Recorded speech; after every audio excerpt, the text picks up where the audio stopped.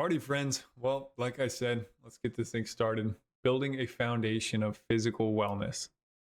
Probably one of the most important things you can do for yourself. In the coming weeks, we're going to be talking about the foundation of mental wellness, the foundation of spiritual wellness. We're going to be talking about social relationships and relationships to yourself. All super important stuff. Today, the focus is physical wellness. So, the main three things we're going to be talking about today is exercise, nutrition, and sleep. I promise not to keep you guys too long. It's going to be short and concise. It's going to be including actionable tools that you can apply to your daily life right away to optimize and improve your health. That's my goal here. Hopefully, you guys take something from it. I plan it to be around 20 to 30 minutes, depending on how much of a rant I go into and how many questions you guys have. But please, at any time, I am here for you guys. So please pause me at any time in the chat if you have questions or if you want me to emphasize a certain point more or you didn't hear it. Just say, please repeat that or whatever it might be. All right, well, let's jump into it. So, the importance of exercise, nutrition, and sleep. So, a lot of the points that I'm going to be grabbing from today are going to be from Dr. Andrew Huberman. The reason being is he's a really well respected scientist in the community. He's a professor at the Stanford School of Medicine. He's an ophthalmologist, neurobiologist, neuroscientist, and truth be told, he's a mentor of mine. He doesn't know that, but I do look up to him in quite a few ways, definitely more than one. And his passion for obtaining information and understanding is something I am also trying to achieve and find in my own life. And he's doing it in such an incredible way, and he's giving it away for free to so many people via his podcast and social media. And he's much more qualified than I am to talk about a lot of this science-backed information that I'm about to give to you guys. So a lot of this information is derived from him and the studies that he's conducted himself and pulled from as well. So let's jump into it. So exercise is not just about building muscle or losing fat. It is a crucial factor in overall brain and body health. I think to a certain degree, we all know that, but oftentimes, even some of my closest friends, they know how passionate I am about exercise and what it means to me, but they don't exercise. And I truly believe that is because of one of two things: either a lack of education on how important it is, because truly, if you knew how good it is for not only your longevity, but also the quality of life throughout, trying to obtain longevity. But on a deeper level, also what it does to the people that you're trying to teach. And what I mean by that is not only your peers, but also if you guys have children or you plan to be a father or mother at any time, you should be the person that those children are striving to become. So exercise is bigger than just losing fat or building muscle. I promise you that. And we're going to jump into it. So regular physical activity supports cognitive function. It improves mood by boosting endorphins. Endorphins are those feel-good chemicals that go through our brain all the time, like epinephrine, norepinephrine. You have dopamine and serotonin. These are all part of endorphins.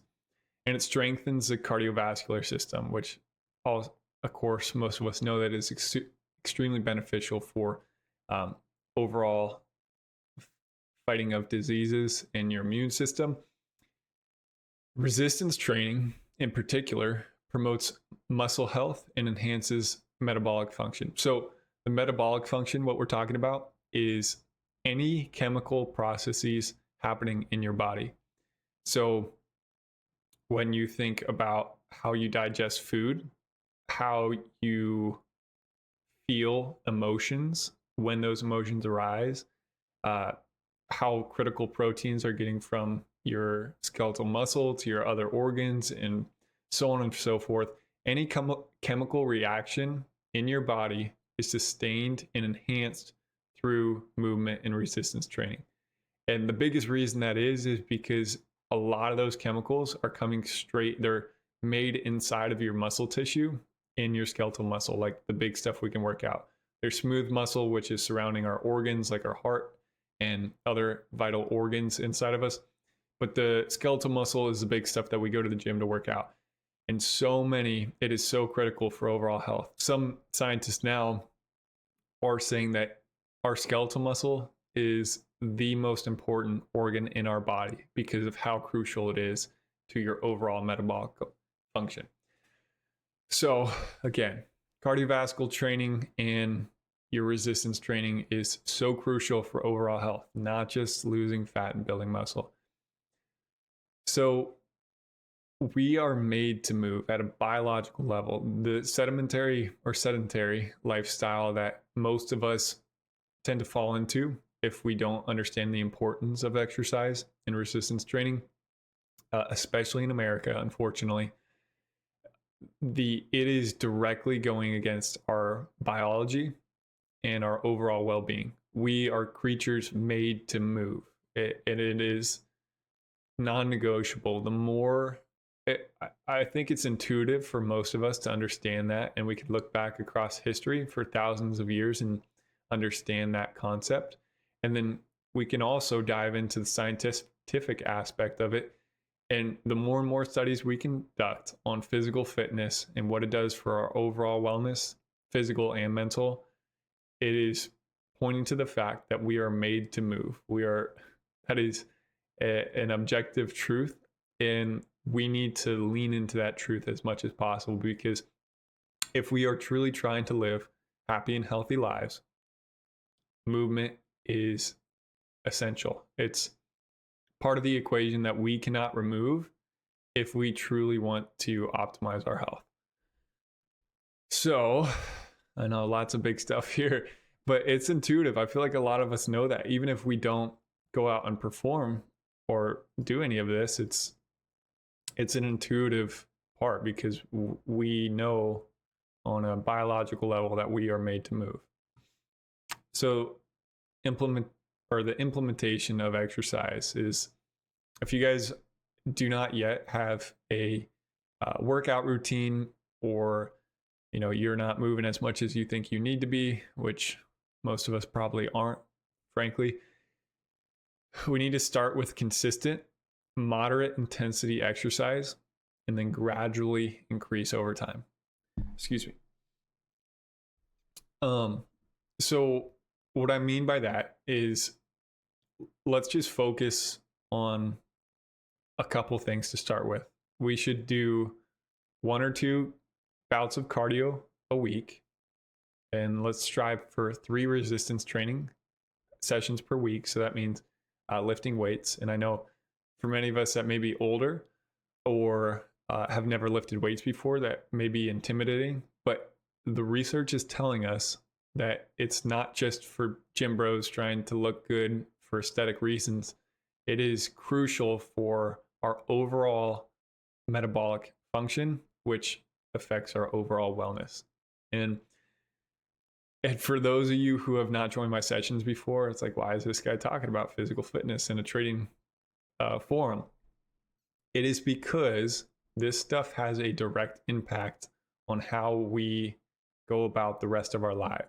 So if you think you can eat ultra processed chips all day with almost zero protein, tons of carbohydrates, and simple carbohydrates at that, and that's not going to have effect on your body and your mental health, and that's not going to have an effect on your ability to perform a task efficiently or optimally, you're out of your mind. The science is telling us that this stuff is extremely important for overall health and what we are trying to accomplish.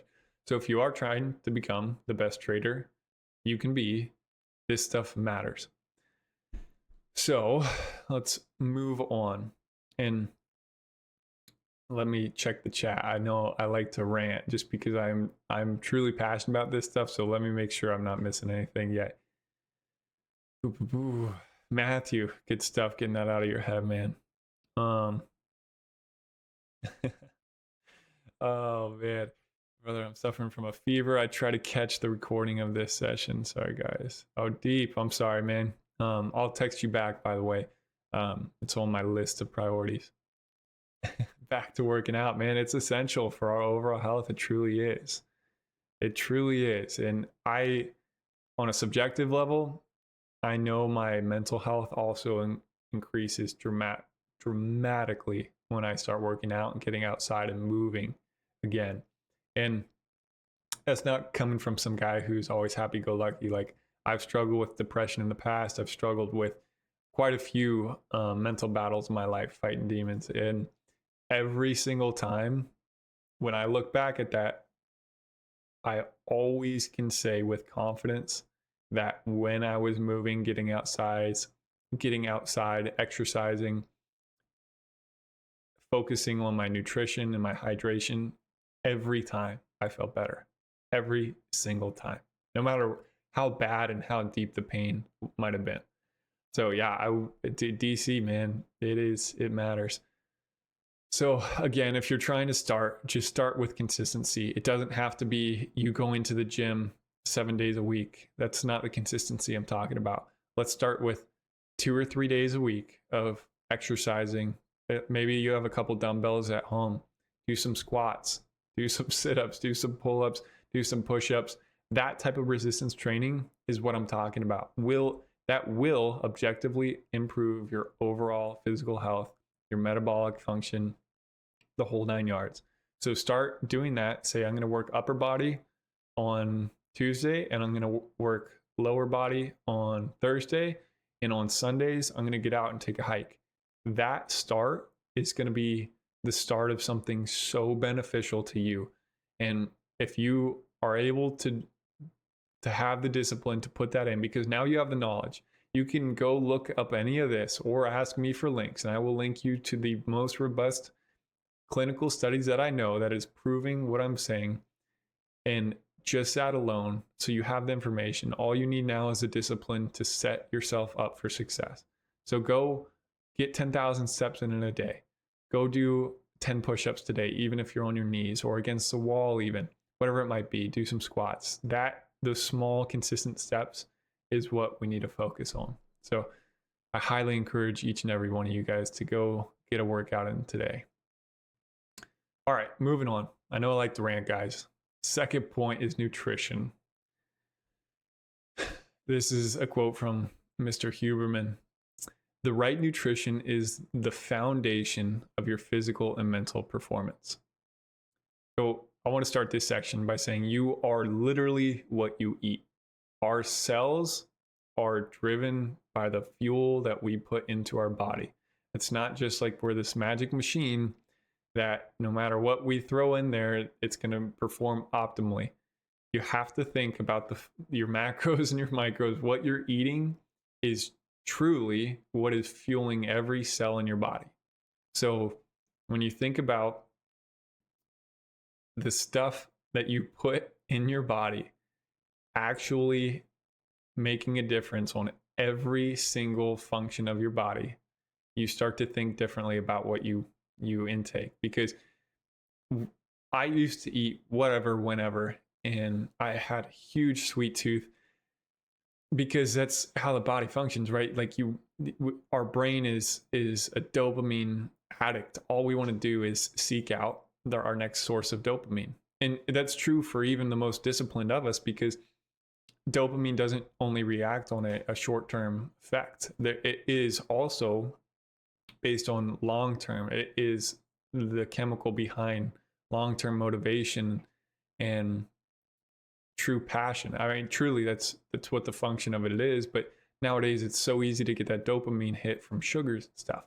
Well, none of that is going to be optimally nutritious for the cells in your body. So I don't mean to rant too much, but you are what you eat. So just be mindful of that next time you go to pick up the super greasy food at Wingstop or whatever it might be that you're eating, just think like that's what you are made of. So if you focus on eating really healthy proteins, like great grass-fed steak and greens and fruits and vegetables from your own garden, like you guys know you feel better, even if it's on a subconscious level. Like I just encourage you guys to lean into that a bit more.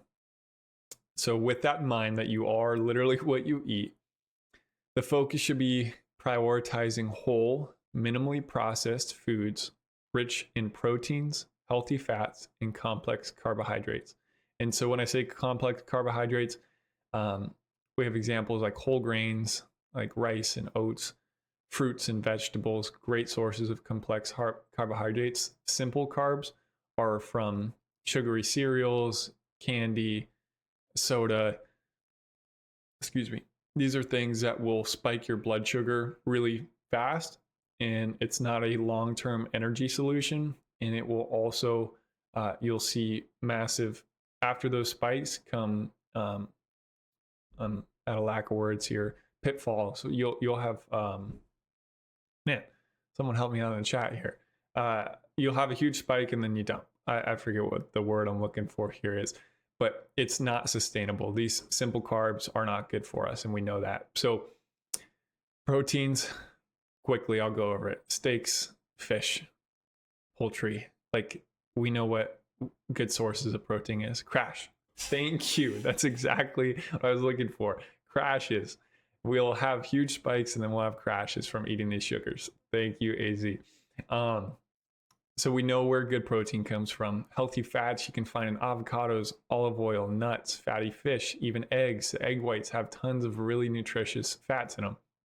And then complex carbohydrates are coming, like I said, from whole grains, fruits, and vegetables, and starchy vegetables like potatoes and all that. So we need to emphasize the importance of starting the day with a protein-rich meal to set up metabolic health and sustain energy levels throughout the day.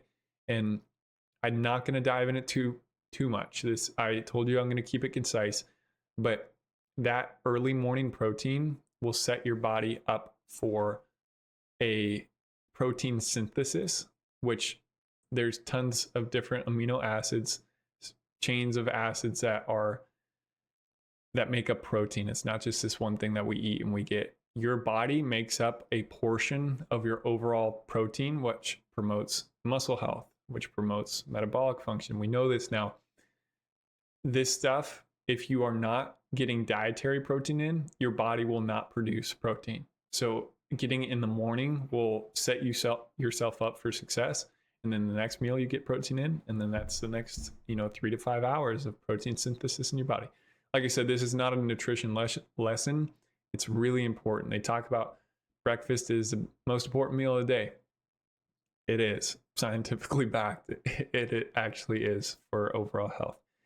And then finally, in nutrition, hydration. Staying hydrated, especially during and after exercise, super important. We know this. It's pretty intuitive.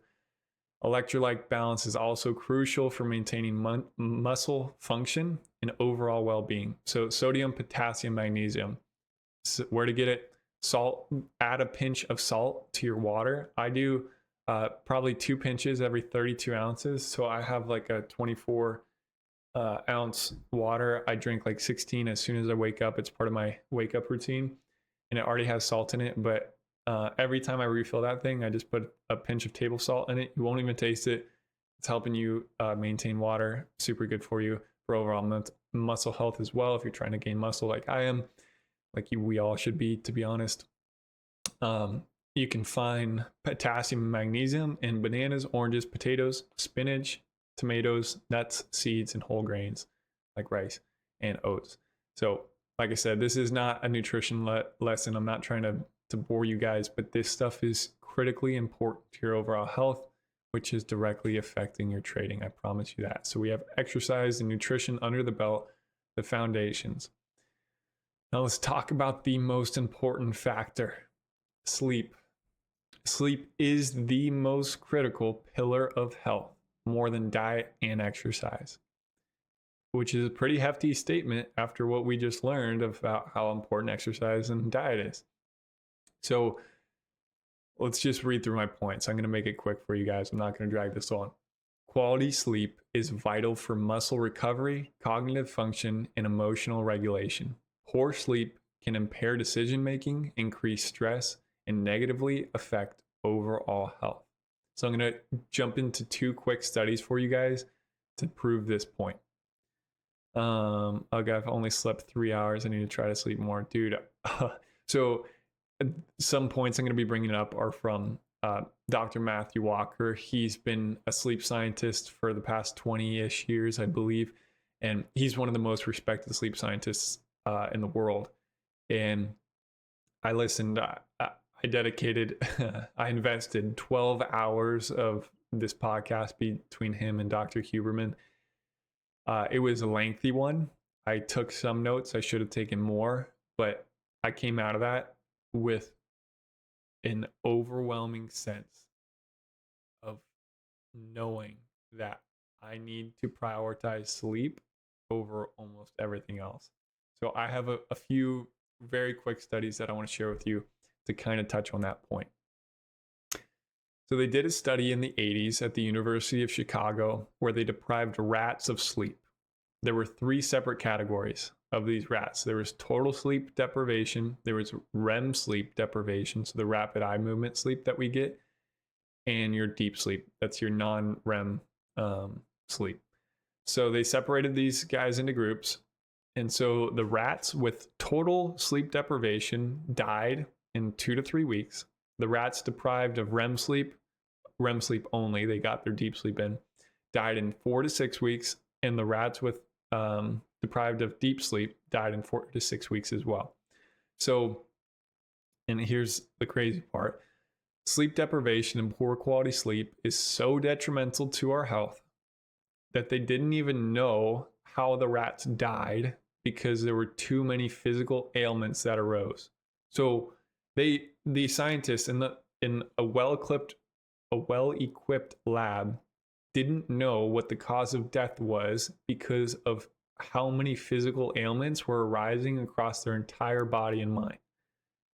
They didn't know how they died because that's how poor their health was when they weren't getting sleep. When they were getting well hydrated and they were moving them through exercise every single day, and they were also keeping their diets up. And when they would continue to lose weight, they increased the calories and nutrition, they still lost weight. Like this thing we call sleep is so important. All right, I'm getting to the end, I promise. They also did a human study, they've also done human studies with sleep deprivation. That's pretty common knowledge. So some of the most notable ones started in the 60s, and that's the one I'm going to talk about. So they had 2 groups, one deprived of REM sleep and one deprived of deep sleep. Each group got the latter of what they were meant. So the REM sleep group got deep sleep and the deep sleep group got REM sleep, vice versa. So they were only getting one or the other. Across both groups, there was a surplus of physical ailments that arose. In the REM sleep deprivation group, there was an increase of irritability, anxiety, difficulty concentrating with mild hallucinations and paranoia after the first night or 2. So I think most of us know this when we don't get a good night's sleep. It's pretty intuitive. We feel a little off, maybe a little irritable. Maybe we can't focus as much. It's pretty intuitive stuff. We've experienced this subjectively. And here are these studies that is telling us, confirming it's objective as well. In the deep sleep group, they had problems with memory consolidation, decision-making, and learning, as well as experiencing irritability, depression, and anxiety. So here's my favorite part of the study. They had to stop the studies early because some patients, as early as 3 days into it, went into full-blown psychosis. I mean, I'm talking about psychotic symptoms like paranoia and hallucinations. And the person who lasted the longest was 7 days. So in 3 to 7 days, with a lack of one or the other, not both, of either REM sleep or your deep sleep, you're going into psychosis. And that to me is pretty substantial to say that not only were all of these physical ailments they were losing weight, Their overall metabolic function declined like crazy. They couldn't think straight. Their mental focus was totally off. And then they went into full-blown psychotic episodes. In 3 to 7 days, everybody did. And that's on one or the other. Imagine if you're not getting good sleep consistently throughout your life. It is not only affecting your day-to-day health, but also your longevity. They've done studies on this. I didn't put them in today, but I can tell you that the less quality sleep you get and the less consistency you get, you are setting yourself up for failure on every level of life. It's pretty crazy. So only a few more points here. Thanks for bearing with me so far, guys. So Matthew Walker, who I just mentioned, he's one of the best living sleep scientists. He uses a common acronym called QQRT, and he uses it to summarize key components of healthy sleep. So it's quality, quantity, regularity, and timing. And this is what I adopted from those 12 hours of listening to him and taking notes. And I focus heavily on this. So quality, pretty straightforward. The depth and restfulness of your sleep.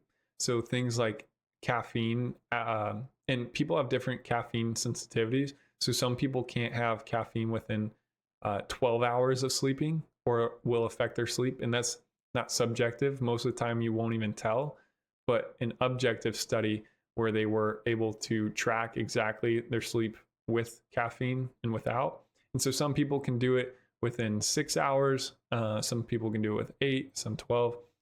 So the general rule of thumb is don't have caffeine, I would say 8 hours before bed. And I know for a lot of us it's probably a bit too much. If you want to start weaning off, maybe do 6 hours before.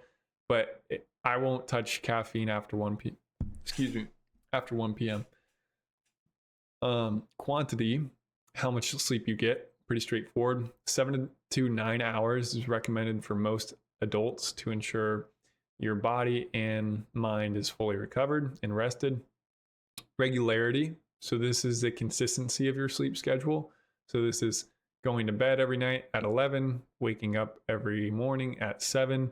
That will give you 8 hours of sleep. And if you consistently do that, most of the time, all these other key components of sleep will start to come together. They'll fall in place naturally. And I'm not talking about being extremely rigid. I'm talking about within 30 minutes. So I typically aim for 10:30 bedtime and wake up around 6:45, 7 o'clock. I like 8.5 hours of sleep personally, but 7 to 9. You shouldn't go below and typically shouldn't go above that. But so I'll shoot for 10:30 bedtime, and that means I'm either going to bed anywhere between 10 and 11. And that's a consistency I found. And now I can wake up without my alarm going off. It's pretty cool. And then your timing. So you would think regularity and timing are the same things. Well, when he's talking about timing in this QQRT, is when you go to bed in relation to your body's natural circadian rhythm. So this is a pretty cool little snippet I'm going to share with you guys. So if you haven't heard of your circadian rhythm already, I've talked about it previously. It's extremely important. It's this 24-hour clock. There's a part of your brain that is functioning on this 24-hour clock based off of chemicals and when you get tired and all that. But they found that every cell in the body that they know of, and almost, I believe, every cell that they've studied in any living organism has a type of circadian rhythm functioning on this 24-hour time frame. The days, life on Earth is biologically made for our 24-hour cycle. It's pretty amazing. So you've all heard of early birds and night owls. You may be one or the other. They typically do it into 5 categories where they have normal, they have early birds, super early birds, night owls, and then super late night owls. That's typically how Matthew Walker and his associates kind of delve into things, but that's part of your DNA. It's funny to think like oh, that guy just stays up too late, man, he's always sleeping in too late. Well, that could be part of your natural circadian rhythm, and it's something like, I don't know, don't want to botch it, but it's in most of your DNA. And the reason being is because if everybody had the same natural circadian rhythm, that means everybody would be asleep at the same time and everybody would be awake at the same time. So if you think about that on a survival aspect in our biology, it is so dumb on so many levels, because you are not only can you not protect your colony from or your camp from foreign attack from other people, but it's also natural attacks or from fire or whatever it might be. So our creator put in this circadian rhythm into everybody's DNA that is separate. So some people go to bed really early and wake up really early, and then on the extreme far end of that, you also have people that don't go to bed naturally till 2 or 3 a.m. and wake up the next day around 11 or 12. So that is built into our DNA. So if you can align your schedule with your natural circadian rhythm, for me, I'm pretty neutral, they call it. I'll naturally fall asleep with no responsibilities and nothing on my mind anywhere between 10:30 and 11:30. So around 11 to 7 is typically what my circadian rhythm is. That's what I found. So if you can align your work schedule and your life schedule around that, you're going to improve your overall sleep. I don't mean to get too far into it. It's just a really cool fact that it's built into our DNA. Most people don't know that. So to maintain a consistent sleep schedule, create a dark, cool environment and avoid stimulants like caffeine and alcohol before bed. Supplements such as magnesium and theanine can aid in improving sleep quality. So if you're having trouble sleeping, I would recommend looking into these natural supplements like magnesium or theanine. That's THEANINE. All right, we are wrapping it up, folks. Thanks for bearing with me. The last points I have is on creating personalized wellness plans for yourself. So actionable steps on how to implement all this information. So first things first, you need to be able to measure what you're doing to manage it. So you have to determine your starting point by evaluating your current fitness level, your dietary habits, and your sleep quality. So I recommend tracking this by taking notes. I use my phone to do so. So for my phone, it's pretty easy. I have my workout regimen. It's Monday through Saturday of what I'm going to be doing. And that's 4 bouts of resistance training and then 2 bouts of cardio.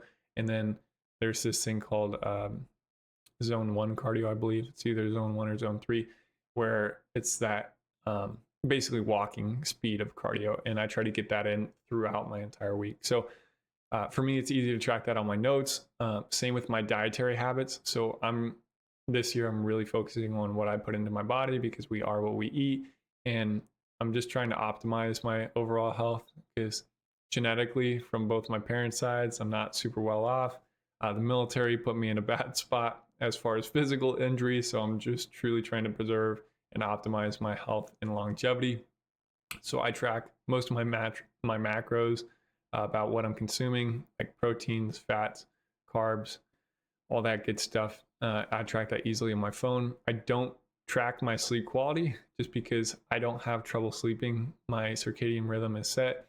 I fall asleep and wake up within 30 minutes naturally now, and I have typically no trouble sleeping. If I do start to have trouble sleeping, I will take note of that. And if it continues over a week, then I'll start to change something about what's going on. And if you are having, what do they call it? It's when you can't sleep. Again, at a loss of words, I apologize. It's a consistent bout of not being able to sleep. Tons of people have it. Anyway, if every person, typically the studies show that most people will go through that in their life. So if you're going through it right now, don't worry, there is a light at the end of the tunnel. It almost never lasts forever. Actually, it never does. But there's ways to improve it. Insomnia. Thank you so much. almost everybody will have a bout of insomnia in their life, maybe even 2 or 3 times, hopefully not more than that. But doing things like creating a dark environment before bedtime, keeping your bedroom cool at night. It's recommended 68 degrees. I pay the electricity here, so I keep mine at 72, but optimally is 68. Even though smart cover mattresses are super beneficial to keep the mattress cool, I don't have one of those, not in the budget right now, but all these things, like there's things to help. So if you guys are experiencing insomnia, I do have quite a few tips that I can help you guys with if you just want to DM me. And then you could also use a wearable fitness tracker if you want to make it easy for yourself. Like go buy one of those Fitbits. I don't know how much they are, but probably like $50 or something. So it's cool. And moving on, let's set realistic goals for ourselves. So if you don't exercise or don't go to the gym, just start small. Like I said, let's focus on getting 10,000 steps in a day. If that's not attainable for you right now, let's shoot for 8,000. Or let's shoot for 2 bouts of cardio a week. One, 70 or 80 to 90% of your max heart rate, and then one of like 60 to 70% of your max heart rate. So that one would be a long endurance, like 30 minutes of cardio on a stationary bike or running outside or jogging or whatever you do, like paddle boarding or canoeing or anything. You can jump on a trampoline for all I care. But starting with consistent, realistic goals is truly going to be the biggest fundamental change for yourself, and you'll see it immediately. Like immediately your mental health will improve, your physical health will improve, you'll feel better. I think a lot of the reason that most Americans are overweight, and I say that objectively, actually almost 50% of Americans are obese at this point. The average BMI is 29%. Medical obesity is 30% BMI. Crazy to me to think that half of Americans are basically obese. So most Americans are overweight. And the reason I think that is one, because of what we're putting into our foods. It's crazy. That's a whole subject on its own, but the sedentary lifestyle that we've adopted is so anti-biology and it is so detrimental to our health. And then the third big reason, the true reason I think we're like this, is because that's the new normal. We don't know what our optimal body function feels like. So us feeling like subpar is neutral for us. And so you feel a little bit better when you eat a little sugar and you eat a little bit of your junk food that you like. And so that's what's normal to you, because that's the bar that you've set for yourself. When you start to implement a better diet and better sleep and overall physical fitness, that bar will be raised. And when you stop doing that stuff, you can see where you were and be like, oh man, I don't feel good at all when I don't eat right and I don't get good sleep and I'm not working out. If I haven't worked out in a week, I'm like, oh my gosh, I don't feel well.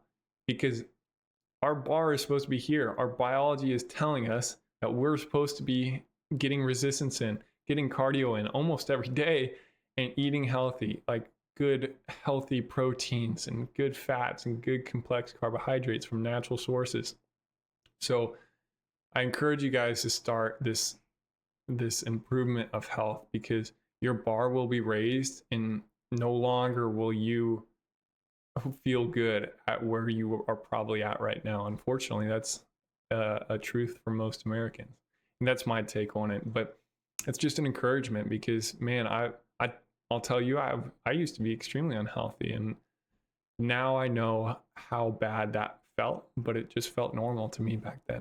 So as far as nutrition and taking actionable steps to improve it, let's just do it one meal at a time. I would recommend breakfast. So just because it sets yourself up for that metabolic function throughout the day. If you're not a big breakfast eater, I encourage you to start. But if you don't want to start there, let's start with dinner and let's go reach for the organic options for whatever fruits and vegetables or starches and whatever it is that are complex carbohydrates that you're trying to get, fats, or on the protein side, same thing. We should be reaching for grass-fed, grass-finished beef that doesn't have hormones injected into them. And I know that sounds, it may sound new agey for a lot of us, but I think intuitively what I'm saying is true. Like this stuff that we're putting into our bodies is literally making it into every cell in our body because we are made from the fuel that we intake. So when we're intaking these hormones that they put into cows and the pesticides that they spray on our foods, that is cancer causing in your cells. Like the CDC, by the way, just put out by 2050, they believe in America. No, excuse me. Yeah, that was right. By 2050, the CDC predicts that there will be a 90% increase in all cancers in America. So I think most of us know, if not one, multiple people who have cancer or have died from cancer. They expect a 90% increase if trends continue by 2050. Oh, 2050 seems like a long way away. It's 2025 nearly already, guys. I mean, that is insane. Nearly 100% increase. I mean, if the sad part is, if you don't have cancer, if we follow this trend in America, someone you love will get cancer and most likely die from it. And so this food that we're intaking is a direct cause of that.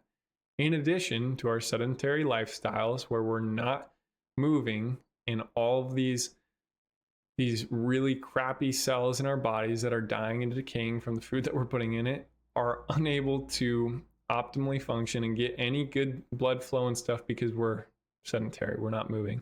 I mean, this stuff is, I don't mean to sound dramatic, but it is so important. And the reason I'm sharing this is because it's not an easy conversation to have with most people, but it's crucial. I mean, we're dying.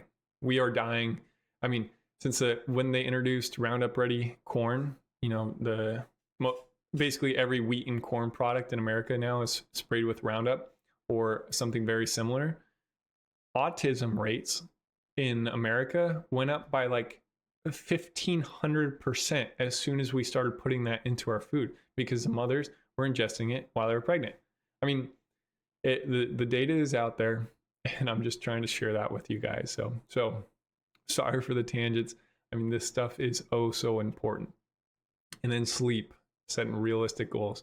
If your sleep is currently erratic, begin by setting a fixed wake up time and gradually adjust your bedtime to ensure 7 to 8 hours of sleep. So just say, okay, tomorrow I'm waking up at 8 a.m. I'm going to set an alarm a little bit before and 5 minutes after and wake up at 8. And if you are able to do that within a week, you're naturally going to start falling asleep around the same time every night. And if you can, now you have your bedtime and your wake up time, then it just happens naturally. And all those other parts of QQRT, your quality, quantity, regularity, and timing, that stuff all starts falling into place.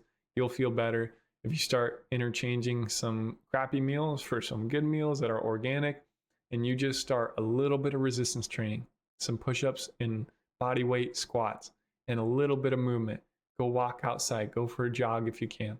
Like that stuff will make such a big difference. And I'm telling you all this because one, I care about you. I truly do. I think people throw the word love around too much. Like, oh, I love how this market's looking. I love my plant that I have behind me. I mean, love is a powerful word, and I don't say that lightly. And when I say I love each and every one of you, I truly mean it. So I'm sharing this information with you guys because I care about you.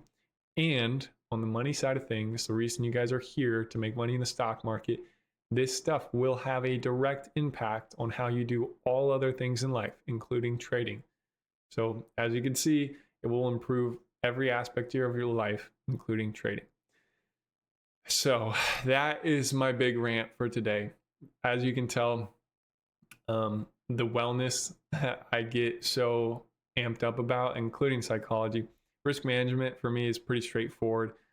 It's very important. Yes, I stress it so much. There's a reason I do it every week to talk about the fundamentals of risk management. But wellness for me is such an important thing because you look around and most people are not physically and mentally well. And to me, it's a tragedy because we have every tool, we have every resource for those of us who are or for those of us who are here now listening to me speak, you have the resources, you have the information to go improve your health and optimize your life and be an example for those around you. It's just about now the discipline of going and doing it. So I'm truly passionate about this stuff. I care about it a lot. Hopefully it doesn't come off too dramatic, but I don't think I can emphasize this stuff enough. I mean, we're dying, we're getting cancer, the trends are increasing. This stuff is oh so important, guys. So you have the information. If you want more, reach out to me, dude. I'll type you up 5 paragraphs on it. It's pretty crazy. I'm researching it nearly every day, guys. It's pretty nuts. But I appreciate you guys a ton. Hopefully this didn't run too long. 45 minutes. Shot a little bit over our 30-minute mark, but hopefully you guys gained something today. Hopefully you guys can take some of what you learned, or maybe it's just a reminder for you, and just go apply it. Like, just take the first step, guys. This doesn't have to be some big workout regimen or a whole new diet for yourself, or you're changing your whole sleep pattern. Just start with the baby steps, guys. Wake up at a certain time that you set the night before. Go do some squats, do some push-ups, or lift some weights. Go get some cardio in and reach for the organic meal the next time you can. That alone will make the biggest difference, and I promise you, you will see the difference in yourself. Love you all so much. Thanks for being here. Thanks for bearing with me through my crazy rants. I do it all the time, but appreciate you guys a ton. Go work out, guys. Go eat healthy. Go tell your loved ones that you love them. Tomorrow is not guaranteed. So appreciate you guys a ton.